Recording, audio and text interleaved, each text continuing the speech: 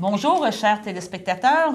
Comme nous vous l'avons promis, cette semaine, on vous parle d'entrevues avec les candidats pour les élections d'octobre 2019. Et aujourd'hui, nous avons en présence Mme Christine Poirier. Bonjour, Christine. Tu me permets de t'appeler Christine? Bien, certainement. Et Christine, elle est la candidate pour le Parti libéral du Canada. Je pense qu'en introduction, tu veux nous parler un petit peu de toi, tu veux te présenter comme... qui tu es comme candidate. Bien, parfait. Merci beaucoup. Donc, c'est sûr que cette élection-ci, c'est une élection très importante au fédéral. Les électeurs vont avoir le choix entre de l'austérité avec un retour en arrière, avec un gouvernement conservateur qui ressemble beaucoup à celui de Harper, qui mise sur l'austérité, ou un choix d'aller de l'avant avec un gouvernement libéral en misant sur un excellent bilan des 4 dernières années du gouvernement libéral. Moi, je me présente parce que je veux travailler dans la continuité du gouvernement libéral des 4 dernières années. On sollicite, l'équipe sollicite un deuxième mandat. J'aimerais représenter ici les citoyens de Berthier-Masquinongé. C'est ici que j'ai mes racines. Je me suis installée dans la maison de ma grand-mère à Saint-Mathieu-du-Parc. Ma mère est native de la région. Mes ancêtres sont du côté de l'île du Pas. Moi, je suis infirmière de formation. J'ai aussi un bac et une maîtrise en littérature québécoise. Donc, pour moi, notre langue, notre culture, c'est très important. Je vais m'assurer qu'elle s'épanouisse. Je suis aussi entrepreneur. J'ai démarré une entreprise de vêtements d'allaitement à la naissance de ma première fille. Et c'est comme ça que j'ai découvert l'importance des politiques publiques dans nos vies, que ce soit les congés parentaux ou les ententes de libre-échange qui guident nos choix d'affaires. Si j'ai la chance d'être élue et d'obtenir votre confiance le 21 octobre, je vais travailler très fort pour attirer des investissements dans la région et représenter l'ensemble des citoyens de Berthier-Masquinongé. Bon, c'est très bien. Merci comme introduction. Puis, justement, comme on a mentionné avec les autres candidats, aujourd'hui, on parle vraiment de vos programmes. On va parler du programme libéral. Dans une première partie, on va parler au niveau national. Et après la première pause, on pourra parler maintenant du programme. Qu'est-ce que vous avez à offrir ici pour le comté? Est-ce que ça vous convient? Oui, parfaitement. Parfait. Donc, si je vous dirais, je pense qu'aujourd'hui, on peut y aller par thème. On va se permettre d'utiliser votre affiche, on pourrait dire promotionnelle, votre affiche du Parti libéral. Et le premier thème qui est en premier lieu, on parle de la famille. Je crois que au cœur du Parti libéral, maintenant, il y a beaucoup d'investissements pour la famille. Est-ce qu'on peut un petit peu en parler de ce que vous avez à offrir avec la prochaine élection? Absolument. Bien, déjà, on a créé l'allocation canadienne pour enfants qui a sorti 300 000 enfants de la pauvreté. Donc, on annonce une bonification de cette allocation canadienne pour enfants avec un montant supplémentaire pour les enfants qui sont dans leur première année de vie pour aider les familles au moment où elles en ont le plus besoin. Ça coûte le plus cher, là. Oui, c'est ça. Quand il faut s'équiper avec un lit, une bassinette, une poussette, puis tout ce qui coûte cher. Les couches et tout, les biberons, tout. Effectivement. Donc, on annonce un investissement supplémentaire dans l'allocation canadienne pour enfants, mais aussi toutes sortes de mesures pour aider les familles. Donc, on a déjà augmenté l'impôt du 1 le plus riche et baissé celui de la classe moyenne. On va baisser encore plus les impôts de la classe moyenne. Donc, la première tranche de revenus, le premier 15 000 sera non imposable. Donc, ce qui veut dire qu'une famille, en moyenne, va économiser un millier de dollars là, environ par année, au moins $1 million grâce à ça. Et puis, sinon, on a toutes sortes de mesures aussi pour baisser là, les frais des familles, notamment pour la téléphonie cellulaire. OK. On parlait aussi d'accès aussi. Hein? La maison, vous parlez l'accès au logement. L'accès au logement, vous avez parlé beaucoup. Oui, première stratégie nationale sur le logement. Donc, il y a eu toutes sortes de logements qui ont été construits, plus abordables à travers le pays. Mais aussi, on facilite l'accès à l'achat d'une première propriété pour les jeunes familles. Donc, encore là, des mesures pour aider des familles absolument, à pouvoir faire ça. Absolument. On parle aussi, on parlait de santé, parce qu'on parle de famille, mais les enfants sont peut-être pas tous égaux, malheureusement, dans la vie. Et il y a beaucoup, mettons, pour les enfants en difficulté, des choses comme ça. Je pense que le Parti libéral aussi a des beaux projets, des belles idées en tête. Effectivement, on va augmenter l'aide pour les familles qui ont des enfants handicapés. On sait à quel point c'est difficile pour une famille de s'occuper d'un enfant qui a des handicaps importants. Donc, avec le gouvernement libéral, dans un deuxième mandat, on va avoir une aide additionnelle pour pour les parents d'enfants handicapés. On parlait aussi on pourrait parler d'emploi, parce qu'on regarde encore un peu au niveau des familles, la famille qui vit un choc, qui perd un emploi. Il y a des nouvelles règles que vous voulez ajouter, hein? C'est bien ça? Oui, puis ça, c'est très intéressant. C'est sûr qu'on souhaite à personne de perdre son emploi. Donc, il y a le programme d'assurance-emploi quand quelqu'un perd son emploi, mais on va ajouter un nouveau programme pour les travailleurs qui quittent leur emploi, qui avaient travaillé pour un employeur pendant plus de 5 ans. Donc, il va y avoir des prestations supplémentaires. Puis, une autre chose aussi qui pour les gens qui sont en difficulté, qui doivent arrêter pour des raisons de maladie, auparavant, c'était limité à 15 semaines. Ouais. Donc là, ça va être augmenté jusqu'à 26 semaines pour des gens qui ont le cancer, par exemple. Oui, c'est très, très bon, parce que c'est sûr que le 15 semaines, c'est à peu près le temps que tu as pour faire le diagnostic, faire un plan de traitement. C'est pas assez long, puis on le sait que les gens qui sont malades, ils souffrent longtemps. Les traitements, ça s'étale sur des longs mois. Et puis quand la perte de revenus est là, bien nous, on va aller compenser pour les gens qui en ont le plus besoin, là, au moment où ils en ont besoin. Parfait. Bon, si on continue avec la santé, donc c'était des très belles mesures qu'on parlait tantôt concernant si tu tombes malade, là, d'avoir au niveau du chômage et tout. Je pense que ça va sécuriser beaucoup de gens là, à ce niveau-là. Ah, c'est sûr. Okay. C'est l'objectif. Hein? Notre gouvernement veut accompagner les gens tant dans les moments heureux que dans les moments difficiles. Okay. C'est là qu'on a besoin d'un filet social plus important. Okay. Et quand tu parles un petit peu aussi de famille, il ne faut pas oublier les aînés, parce que maintenant, il y a beaucoup d'aînés qui sont actifs, mais il y a des choses aussi que vous avez prévues pour les aînés. Absolument, puis c'est fort intéressant. Donc, on va augmenter dans un second mandat de 10 les montants des pensions de vieillesse. Okay. Donc, pour les gens de 75 ans et plus. Et puis, pour les personnes veuves, il va y avoir une augmentation de 25 donc, ça représente... De la pension de vieillesse. De la pension de vieillesse. Oui, donc, c'est proportionnel au montant reçu, mais ça signifie là, jusqu'à 2 000 $ environ de plus pour une personne veuve. Et puis, on le sait que c'est surtout les femmes qui sont touchées par ça. Oui. C'est surtout les femmes qui ont la couenne dure, qui restent plus longtemps. Oui, mais aussi qui ont plus besoin d'aide. Là, on ne veut pas abandonner nos aînés. Là. Donc, ça c'est une excellente mesure. Puis d'ailleurs, toute la plateforme du Parti libéral a été analysée sous un angle par rapport à l'égalité des genres. Donc, ça, c'est vraiment bien. Donc, ça, on sait que c'est une mesure qui était nécessaire et puis qui va avantager plus particulièrement les femmes parce qu'elles étaient désavantagées au départ. Oui, c'est ça. OK.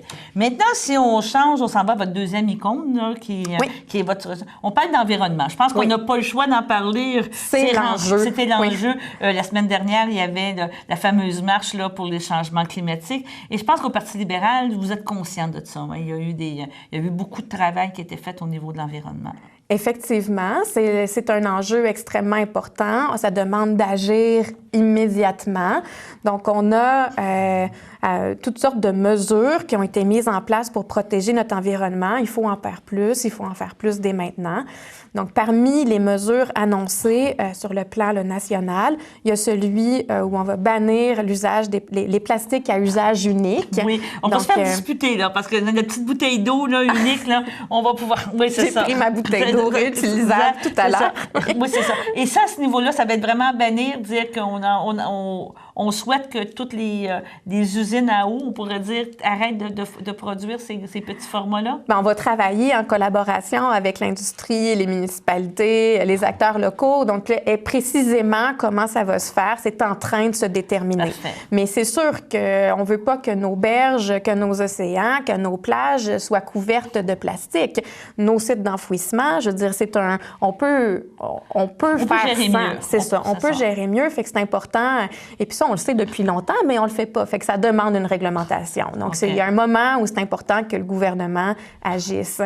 Mais une des mesures les plus importantes qui ont été mises en place et puis que les conservateurs menacent d'enlever si jamais ils sont au pouvoir, c'est la taxe sur le carbone. Oui. Ce qu'on veut, c'est que les pollueurs payent pour la pollution qu'eux font. Donc, les producteurs de plastique, par exemple, soient responsables de la collecte de leurs bouteilles de plastique, qu'ils soient responsables du coût qu'a la pollution et l'usage des plastiques. Donc, c'est ça, exactement comment ça va se produire, ça reste à déterminer.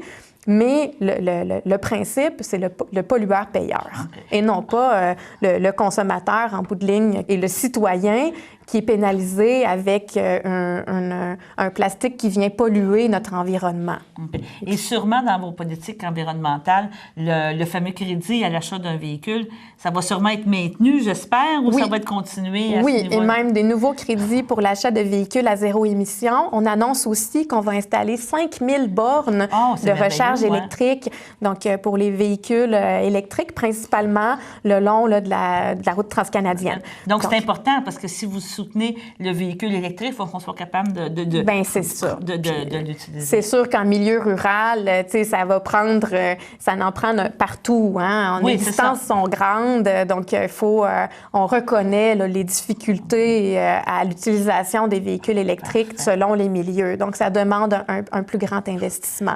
Mais aussi des crédits pour la rénovation de maisons pour qu'elles soient plus éco-énergétiques. Donc, 40 000 $ de prêts sans intérêt pour rénover une maison. C'est ce qu'on vient d'annoncer, là, pour qu'elle soit plus éco-énergétique. Ben oui. Puis, parce qu'on va sauver l'électricité, on va sauver le chauffage en hiver et tout. C'est très, très exactement. Bien. Maintenant, si on parle un peu de travail, libre-échange, je pense que on peut faire un package deal avec tout ça. Parler les emplois, c'est important, je crois, pour le Parti libéral. C'est sûr. Nos travailleurs, c'est la base de notre économie. Hein. Les gens ont besoin de travailler. On a fait on est le seul pays du G7 à avoir une entente de libre-échange avec tous les autres pays du G7. On a des ententes de libre-échange avec de nombreux pays et on compte augmenter nos exportations d'ici 2025 de manière considérable. Donc, pour y arriver, on va accompagner nos entreprises, nos entrepreneurs pour qu'ils puissent plus facilement exporter ce qu'ils produisent, que ce soit en agroalimentaire ou des biens, des services. OK, d'accord. C'est très intéressant pour l'entrepreneur et vraiment lui aider, peut-être enlever un peu de paperasserie, enlever un petit peu, faciliter vraiment on pourrait dire l'acquisition soit de compétences et aussi exporter. C'est vraiment ça que vous voulez? Oui, effectivement. Puis il y a un autre programme aussi pour la formation des travailleurs. Donc, pour qu'ils puissent acquérir des compétences pour être compétitifs dans le milieu du travail. Donc, c'est sûr que notre économie se porte extrêmement bien. On a le plus bas taux de chômage depuis les 40 dernières années. Donc, on a une excellente cote de crédit au Canada, le triple A. Donc, on va maintenir ça, mais il faut continuellement aider notre marché du travail parce que même si notre économie se porte très bien, ça reste difficile pour certains travailleurs de se trouver un emploi de qualité. Donc, il faut poursuivre la formation, accompagner les gens pour qu'ils puissent obtenir les compétences nécessaires pour se trouver un excellent emploi. Et votre dernier thème sur votre affiche, c'est la maison. Je pense qu'on en a parlé un petit peu. Est-ce qu'il y a d'autres choses à rajouter? Tantôt, on a parlé de faciliter l'acquisition d'une première maison, des crédits d'impôt pour la rénovation. Est-ce qu'il y avait d'autres choses que vous avez? Bien, c'est sûr qu'il y a une chose qui est intéressante, là, qui va moins nous toucher ici parce que les maisons sont un peu plus abordables, mais quand même, ça a un impact. Le coût des maisons a augmenté. Oui. C'est grâce à cause de la spéculation immobilière. Donc, nous, on va avoir une taxe, c'est ce qu'on propose, là, pour les gens qui achètent une maison dans laquelle ils ne résident pas. Là. Donc, les étrangers les non-résidents qui achètent une maison simplement comme investissement, bien, ils vont être taxés là-dessus. Donc, ça va faire une différence pour l'ensemble de la population, des revenus supplémentaires pour l'État, puis ça va faire baisser le prix des maisons, particulièrement dans d'autres marchés. Oui, on parle d'autres marchés, mais on pourrait dire à la limite aussi des fameux Airbnb, parce que ça peut être ici, ça va finir par, comme d'autres choses, ça va finir par s'étaler, on va finir par avoir une influence. Là. Plus les prix sont hauts dans des villes comme Montréal, ça crée du débordement, puis ça peut créer de l'inflation aussi dans les autres régions. Si tu es d'accord, Christine, on va prendre une pause, et après la pause, on va parler vraiment peut-être d'enjeux locaux. Parfait, merci. Le samedi matin, dès 9h30, nos téléspectateurs sont invités au Super Bingo télévisé diffusé de nos studios de Berthierville. Depuis maintenant une vingtaine d'années, plusieurs adeptes de la télévision régionale se sont partagés un montant de 600 $ disponible chaque semaine lors de cette joute de bingo télévisé. Un animateur et 3 bénévoles se succèdent à la caméra dans le but de vous faire passer une petite heure agréable et payante le samedi matin. On peut se procurer les cartes de jeu chez les dépositaires autorisés participants, c'est-à-dire à Berthierville, le dépanneur Formule 1 rue Gilles Villeneuve, le marché IGA Extra sur la rue Gabrielle Brissette, le marché Métro rue Notre-Dame, la pharmacie Proxime rue Frontenac, le garage Pétroté sur la rue Gilles Villeneuve et à Saint-Ignace-de-Loyola, le marché Aldo rang Saint-Michel, le dépanneur Le Magasin Esso sur le chemin de la Traverse, à Lanoret, le garage Sonic sur la rue Notre-Dame. C'est un rendez-vous tous les samedis matins à 9h30 sur les ondes de CTRB, votre télévision régionale et communautaire.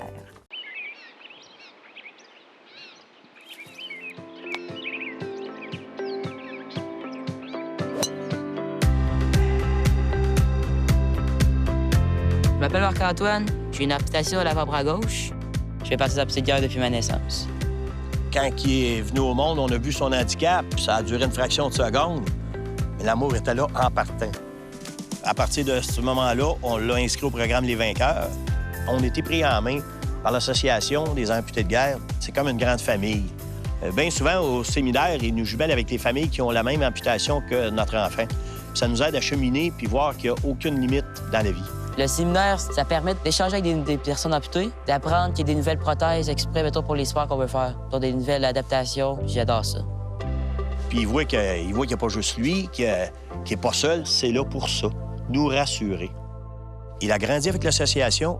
Quand j'étais jeune, j'ai reçu de l'aide, mais maintenant, c'est à mon tour de donner de l'aide aux autres personnes qui en ont besoin. Non seulement l'association nous apporte une aide morale, mais en plus, une aide financière pour les prothèses récréatives. Moi puis mon père, on aime beaucoup jouer au golf. C'est un sport tranquille, que tu dépends pas de personne, puis tu joues pour toi. Ta main sur ton bâton, c'est bon. Garde les yeux sur la balle. De toute beauté. Grâce à mes prothèses, je n'ai aucune limite. Marc-Antoine, je suis pas inquiet. C'est un petit gars qui est ambitieux, c'est un fonceur, c'est un jeune qui aime beaucoup relever les défis. Rien ne l'arrête dans la vie. J'aimerais remercier les gens qui font des dons au service des plaques porte-clés. Ça a vraiment changé la vie de Marc-Antoine. Une amputation, on peut pas se faire ralentir par ça. Ça peut juste nous amener à être plus forts. Dans l'association, on parle des vainqueurs. Marc-Antoine, c'en est un.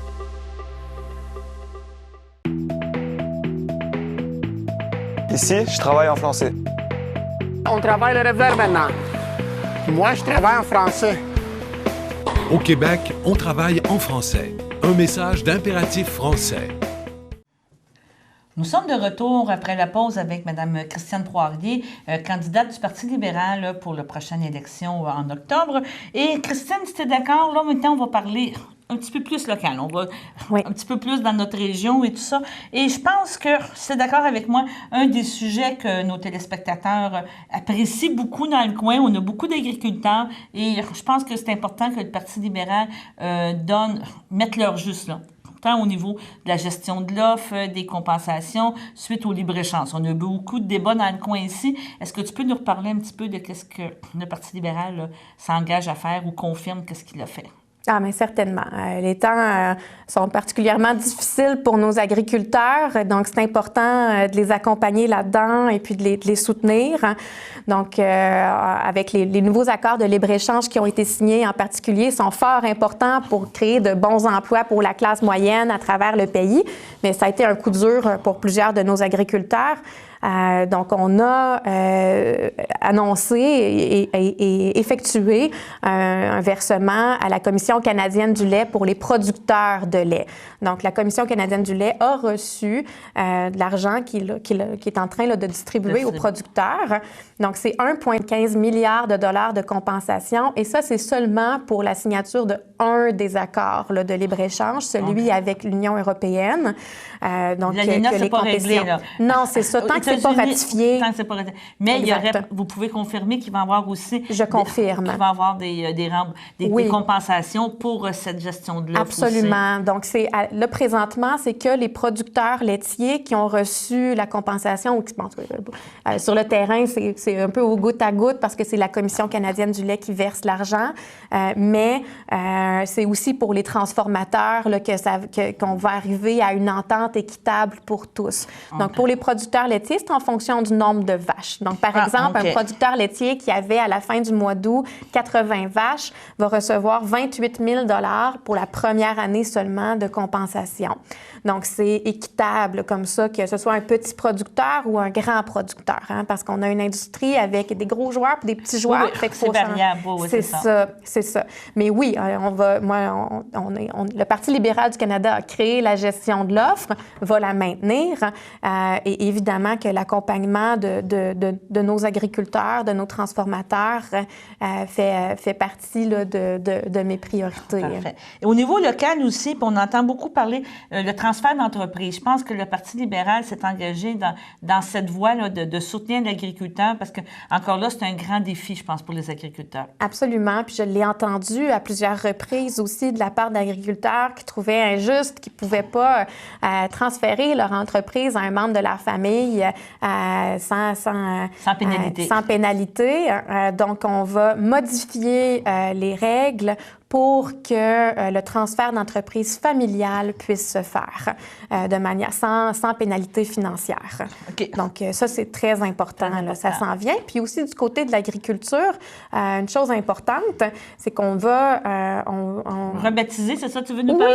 Oui. Cherchez ton terme. Rebaptiser financière agricole du Canada. Donc, on parlait de libre-échange tout à l'heure, d'accord, de libre-échange avec d'autres pays. On a des cibles ambitieuses pour augmenter notre exportation. On veut devenir le deuxième plus gros exportateurs en agroalimentaire dans le monde d'ici 2025. Et pour ça, il faut accompagner nos agriculteurs à exporter. Donc, présentement, on a Financement agricole Canada qui aide nos entreprises agricoles.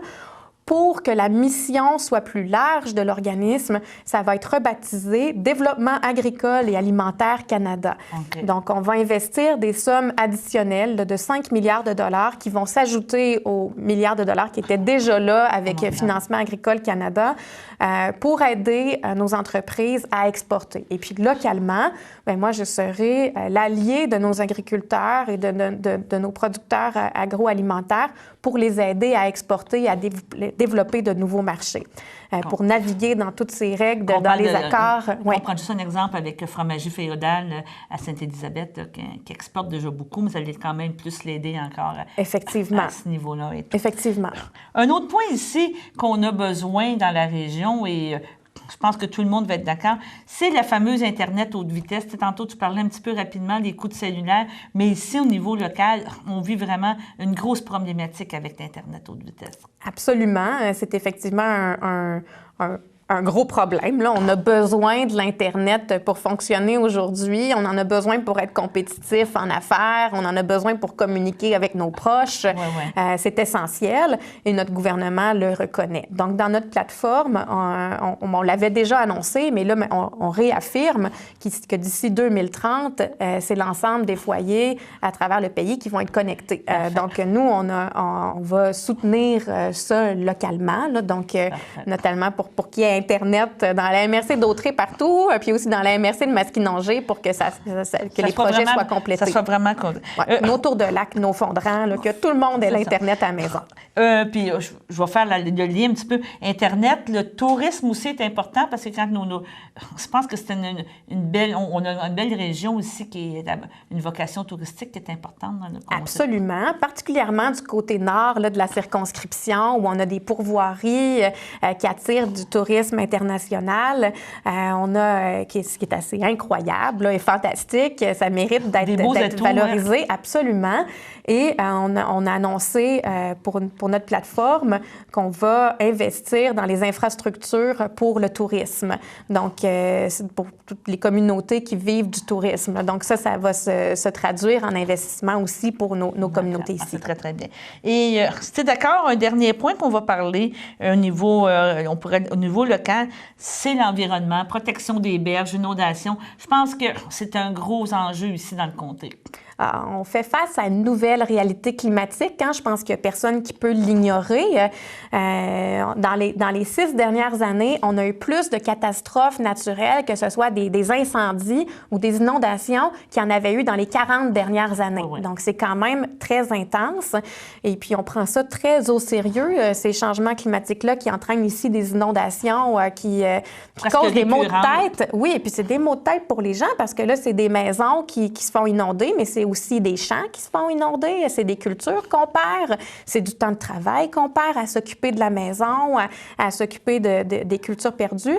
Donc, on a différentes mesures qui sont mises en place pour ça. Donc, on annonce qu'on va protéger les propriétaires de maisons qui sont à risque d'inondation puis qui n'ont pas de couverture d'assurance suffisante. Parce que ça devient problématique aujourd'hui. On n'est plus capable de s'assurer. Les assureurs sont frileux. Hein? On sait que c'est pas évident. Je pense qu'il faut leur tordre un petit peu la main. On va mettre sur pied un programme national d'assurance à faible coût contre les inondations. Puis on va aussi élaborer un plan d'action national pour aider à relocaliser les propriétaires qui sont à risque d'inondations répétées. Donc, dans le même sens que ce qui a été fait là, au provincial dernièrement, mais donc en travaillant effectivement là, en collaboration avec les provinces, les municipalités. Puis ce qu'on va aussi faire, qui est important, c'est une nouvelle carte à travers le pays pour savoir est-ce qu'on achète une maison en zone inondable ou non. Je pense que là, on l'a tous réalisé là, avec les inondations récurrentes que c'est nécessaire. Il n'y a pas de mise à jour, faire vraiment une grande mise à jour à ce niveau-là. Oui. Puis au niveau de la protection des berges, c'est parce qu'on parle beaucoup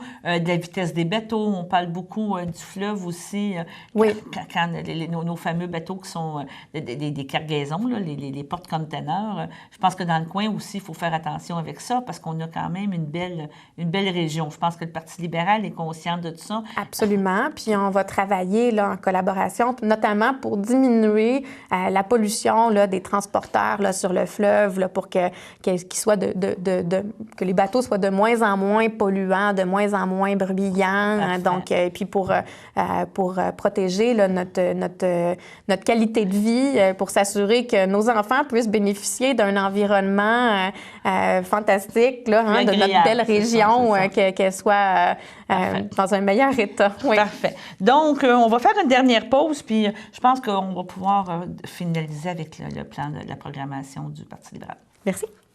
Sachez que vous pouvez nous faire part de vos commentaires, soit pour une annonce gratuite sur notre babillard ou toute autre suggestion en nous rejoignant par téléphone au 450-836-5103, 450-836-5103, ou bien par courriel tvcberthierville@hotmail.com, sur Facebook en écrivant Facebook CTRB. Et surtout, n'hésitez pas à visiter notre chaîne YouTube afin d'y retrouver une grande partie de notre programmation sur YouTube CTRB. Les émissions sont classées par catégorie, vous permettant de chercher moins longtemps. Vous pouvez aussi cliquer sur le rectangle rouge « S'abonner » pour être à l'affût des dernières émissions enregistrées. Bonne journée, mon grand. Je m'appelle Jacob, j'ai 6 ans et j'ai une amputation à la jambe gauche. Salut! Aujourd'hui, c'est une journée spéciale parce que je vais faire une présentation devant mes nouveaux camarades de classe. Ça, c'est ma jambe de natation. Ma prothèse de natation, c'est les amputés de guerre qui me l'ont donnée. Merci de votre appui.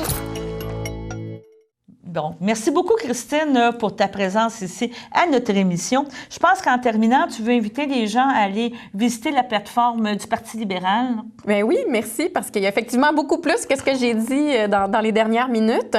La plateforme est sortie le 29 septembre en entier. On peut la voir sur libéral.ca. Puis sur la page d'accueil, là, on a accès à la totalité là, de la plateforme qu'on peut télécharger.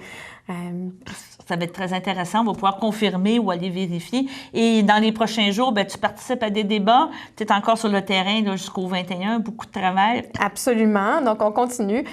Donc, depuis 4 ans, là, nous, on a clairement fait connaître nos valeurs aux Canadiens et Canadiennes. On croit que c'est pas que les coupes, c'est pas la manière là, d'avancer. On croit qu'il faut investir dans les Canadiens, investir dans la classe moyenne, pas dans les plus riches, contrairement aux conservateurs.